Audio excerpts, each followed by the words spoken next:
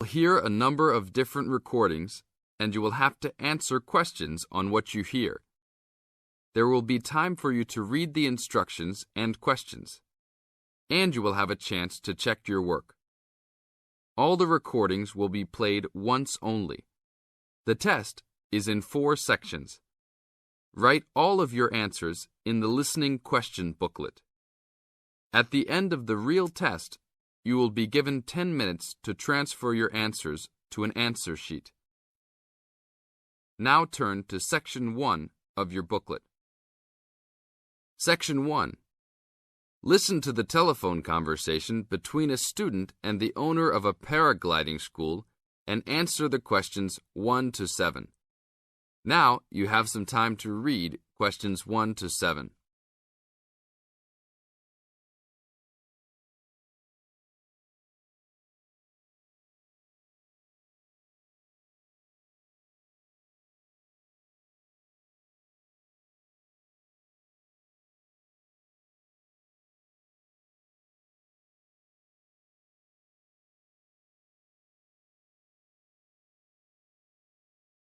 Hello, Paraglider's Paradise. How can I help you? Oh, hi. I'm interested in doing a course in paragliding. Which course are you interested in? Well, I'm not sure. What's available? We've got the introductory course, which lasts for 2 days. Okay. Or there's the 4-day beginner's course. There's also the elementary pilot course, which takes 5 to 6 days, depending on conditions. We might try the beginner's course. What sort of prices are we looking at? The introductory is $190. The beginner's course, which is what you'd probably be looking at, is $320. No, sorry, $330. It's just gone up. And the pilot course is $430. Right. And you also have to become a member of our club so that you're insured. That'll cost you $12 a day. Everyone has to take out insurance, you see. Does that cover me if I break a leg?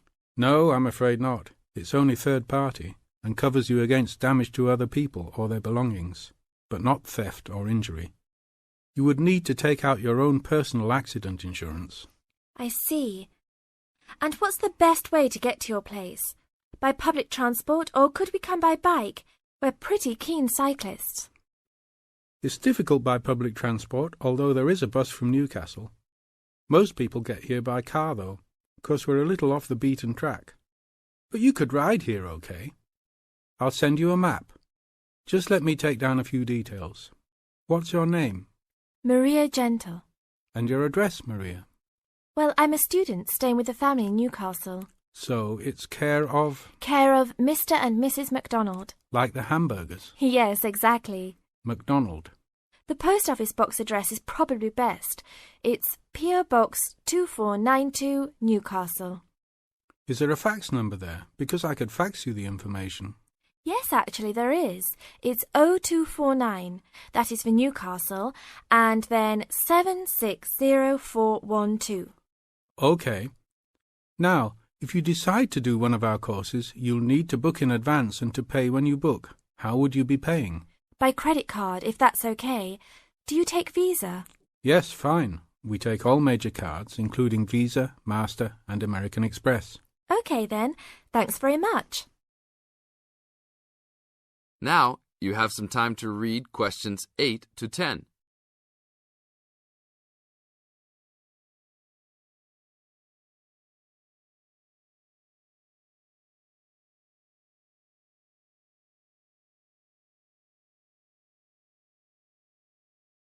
As the conversation continues, answer questions 8 to 10. Hi, Pauline. Hi, Maria. What's that you're reading? Just some information from a paragliding school. It looks really good fun. Do you fancy a go at paragliding? Sure. Do you have to buy lots of equipment and stuff? Not really. The school provides the equipment, but we'd have to take a few things along. Such as? Well, it says here, clothes wear stout boots, so no sneakers or sandals, I suppose. And clothes suitable for an active day in the hills, preferably a long-sleeve T-shirt. That's probably in case you land in the stinging nettles. It also says we should bring a packed lunch. We do not recommend soft drinks or flasks of coffee. Water is really the best thing to drink. We'd also need to bring suntan lotion and something to protect your head from the sun. Okay, that sounds reasonable. And where would we stay? Well, look, they seem to operate a campsite too, because it says here that it's only $10 a day to pitch a tent. That'd be fine, wouldn't it? And that way we'd save quite a bit because even a cheap hotel would cost money. Or perhaps we could stay in a bed and breakfast nearby. It gives a couple of names here we could ring. I think I might prefer that. Hotels and youth hostels would all be miles away from the farm, and I don't fancy a caravan. No, I agree. But let's take a tent and pray for good weather. Okay, let's do it. What about next weekend? No, I can't. I'm going on a geography field trip. And then it's the weekend before exams, and I really need to study. Okay then, let's make it the one after the exams. Fine. We'll need a break by then. Can you ring and... This is the end of Section 1. You now have half a minute to check your answers.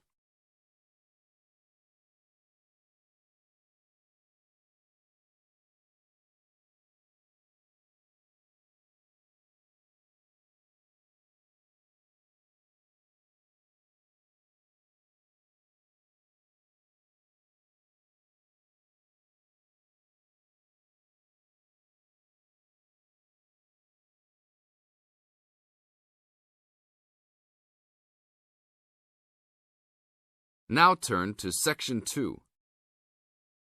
Section 2. You are going to hear an interviewer who is interviewing Alan. He made a great discovery of Mungo National Park. First look at questions 11 to 15.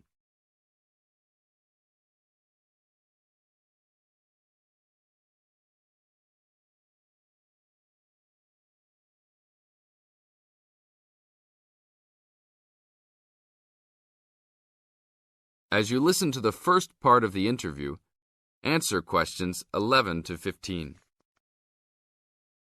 An event occurred in 1996 over a period of 3 days that attracted considerable attention at the time and led to a new find in Mungo National Park, which is the focal point of the Willandra Lakes World Heritage Area in New South Wales, Australia. I talked to Alan Moore, the organizer of this trip, about his experience. Alan, what was the purpose of your trip? Well, as you know, I love the outback and lead tours of people wanting to go into more remote parts of the country. However, I thought it was time for me too to have a holiday. So I packed up my family and we went to Mungo National Park. Why did you choose this location? It holds a record of Aboriginal life stretching back over 40,000 years. And of course, I wanted my young kids to be amazed by the main feature of the park, the remarkable Walls of China, as they're called, where wind and water erosion have exposed this long history. I see. What was the weather like? It was unusual for that time of year. The rain was just one continual downpour after another. We were always soaked to the skin. So we decided to cut our holiday short and only stayed 3 days in the end. However, it was eventful. The obvious problem was to get back to the nearest town, a small place called Burunga. But the dirt roads out there are always impassable after rain, so we settled down for a long, wet wait in the park. We didn't really mind because the scenery was so interesting. However, the kids wandered away without our noticing, and eventually we realized they must be lost. So we used our two-way radio to contact the park rangers and the police, and a helicopter was sent. Luckily, the kids were found within a few hours, but they'd made an important discovery. Now look at questions 16 to 20.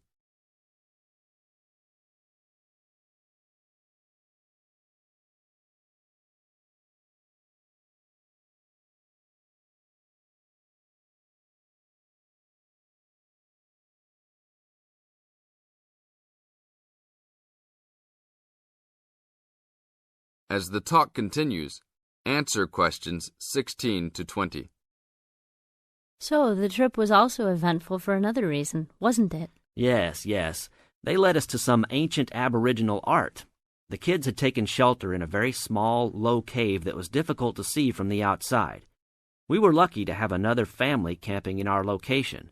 When they heard us calling the kids, they immediately helped us search for them, and as the hours went by, they also provided us with much-needed support and encouragement. We really appreciated their help, and as we were already soaked through after looking for the kids for a couple of hours, they even made sure we had enough dry clothes to wear. The park ranger managed to get through to us to lead the search, and when the helicopter pilot notified us by two-way radio that he'd seen the children but was unable to land nearby, we were able to eventually find them very excited about what was in their little cave. And what did you think of their cave? Well, after squeezing in, I must say I was impressed, and managed to take a few photos of it before we left. There were many faint markings and dots on the wall. It was difficult to tell what they represented because they were so small, but people from the museum who have since visited there said the markings were similar to some other findings in the area, and later confirmed they were very old. Although it's now a protected site, the children like to call it their cave, and are allowed to visit it when a ranger can go with them. Thank you, Alan. If you go to Mungo National Park, you can see the entrance to the cave and some of Alan's photos at the ranger's station. Alan continues to lead tour groups in the outback, and if you want further information... This is the end of Section 2. Now you have half a minute to check your answers.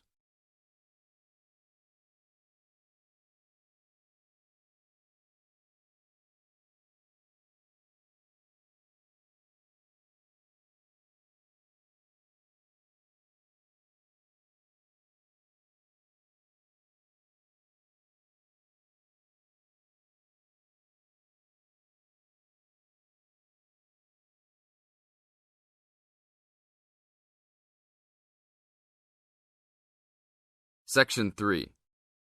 You are going to hear a conversation between Sally and Ben. They are new college students.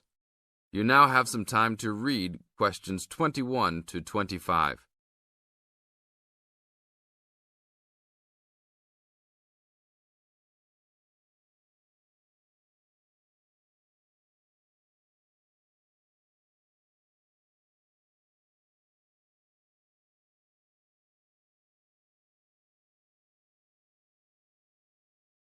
Now, listen to the first part of the conversation and answer questions 21 to 25.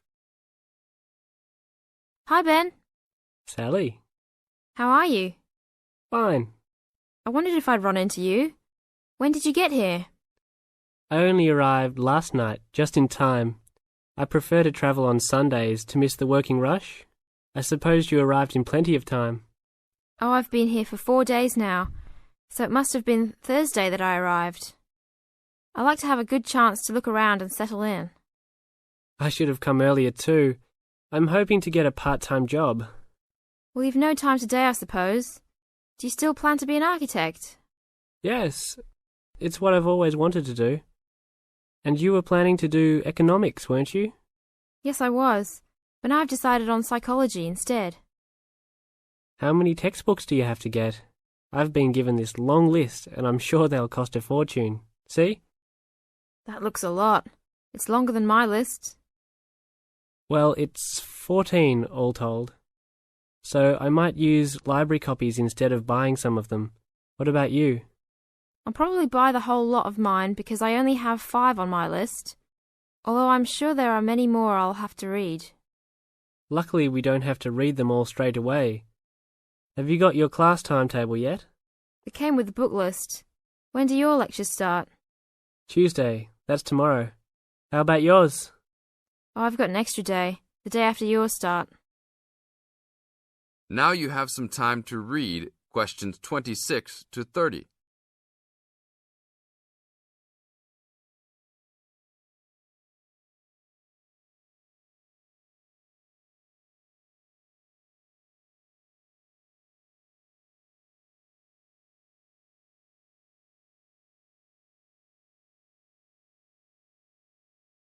As the conversation continues, they are talking about their new college life. Listen carefully and answer questions 26 to 30. It's nothing like school, is it? Not so far, and the lectures will certainly be different. Do you have any special approach for keeping up with lectures and the amount we have to read? Well, I usually try to read every word in a book, in case I miss something important. So I suppose I'll try to write down every word of the lecture if I can. Oh, I couldn't do that. I'd get cramp in my fingers, and I wouldn't really hear what was being said. I usually skim a book when I read, and underline key parts, so I guess I'll try to make notes on the main points of the lecture. Have you thought of using a cassette recorder? You mean to record the lecture? Yep. Then you could make really good notes. Is it allowed? I think so. It must be.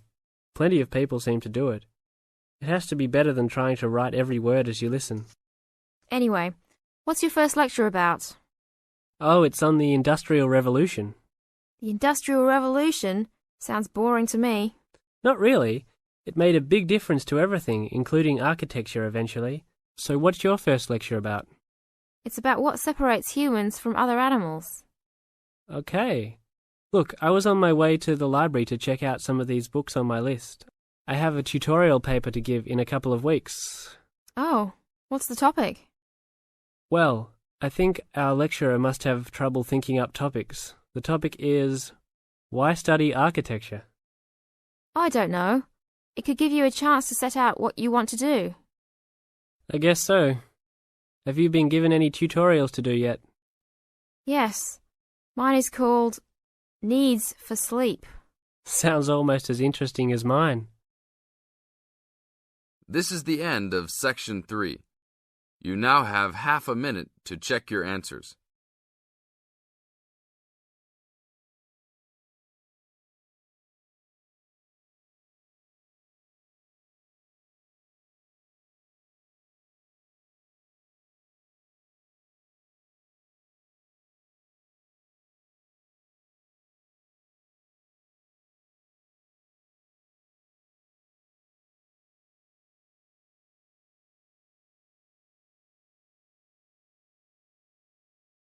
Now turn to Section 4.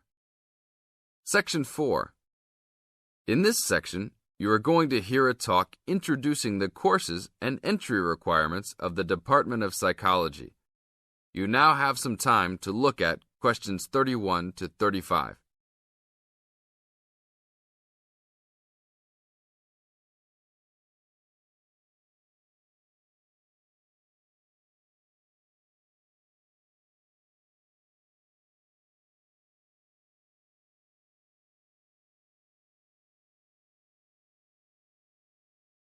Now listen to the first part of the talk and answer questions 31 to 35.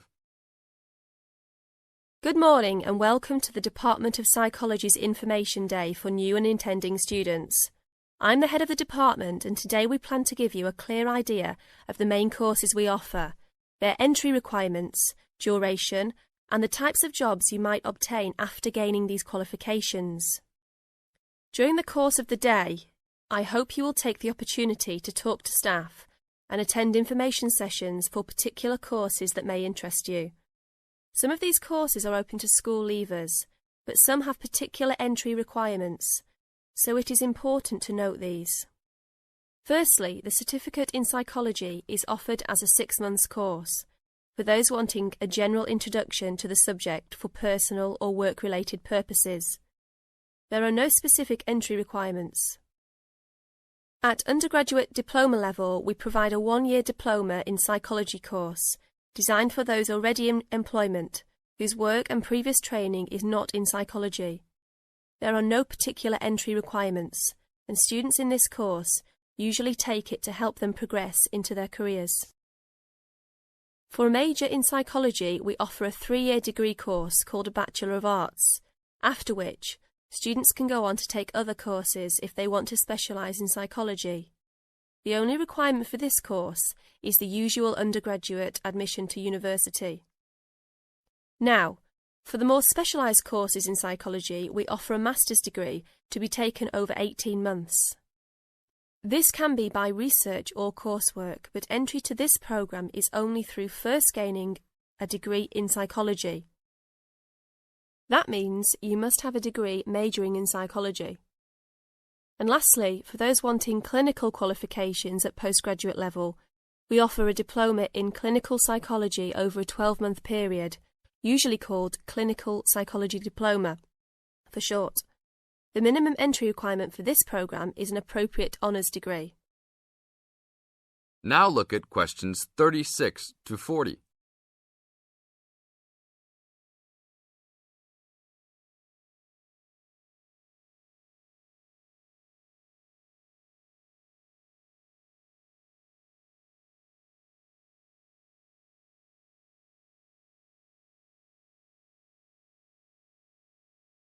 Listen carefully and answer questions 36 to 40.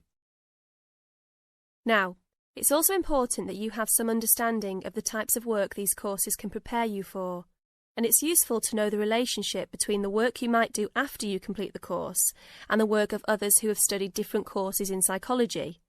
As I said before, the certificate in psychology is for personal interest or possibly for work-related purposes, but doesn't qualify you in any particular way.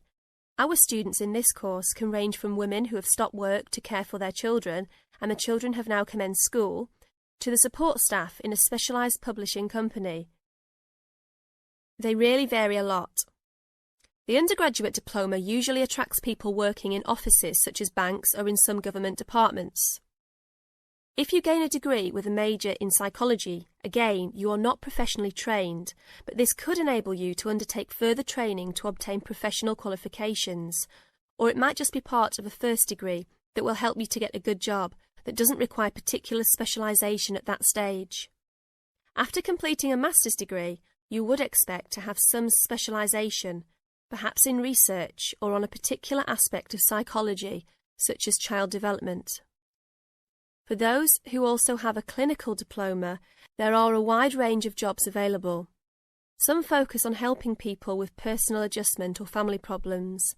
Others might concentrate more on using psychological tests, or perhaps working in particular institutions, such as those for the mentally ill, or in prisons. There are many other job opportunities, so if you are interested to discuss possibilities with any of the staff today. This is the end of Section 4. You now have half a minute to check your answers.